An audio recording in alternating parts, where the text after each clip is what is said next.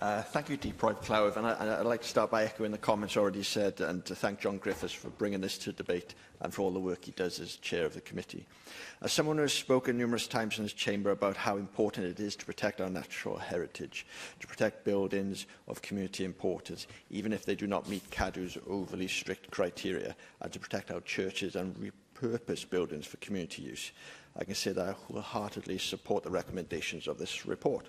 I believe that the effulgence of the nation comes from the pride that people have for where they live. And the sad truth is that in Wales we have lost many significant cultural and community assets because of failure to recognise their value to the community and to the wider well-being of the nation.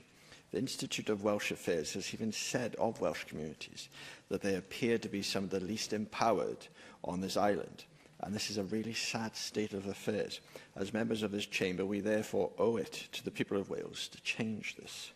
Whilst the government has accepted almost all of these recommendations, I do feel that there needs to be a greater emphasis on empowering communities to recognise what is of value to them, to think about what is part of their identity, and to encourage them to play a pivotal role in protecting those assets that they want to see handed down to future generations.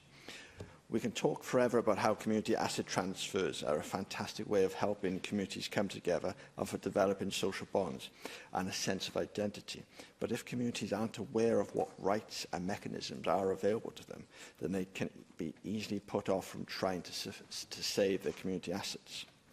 Moreover, the government needs to be encouraging local authorities and current asset owners to be sympathetic towards communities during the community asset transfer process.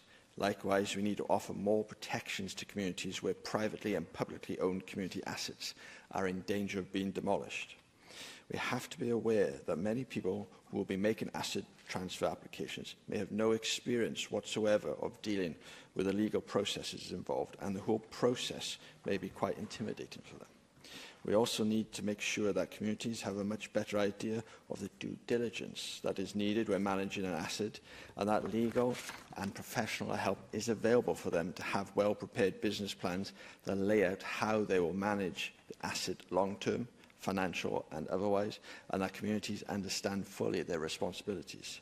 Whilst the government has accepted in principle the setting up of a commission to help to do this, there is no current financial provision, and under these times of financial pressure, I'm not convinced that the government will be able to find the money needed anytime soon. Therefore, in the meantime, I think it's important that those looking to make community asset transfers should be able to access more funding from local authorities.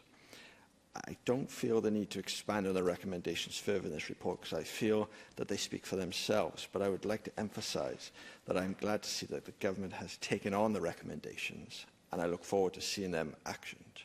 Thank you.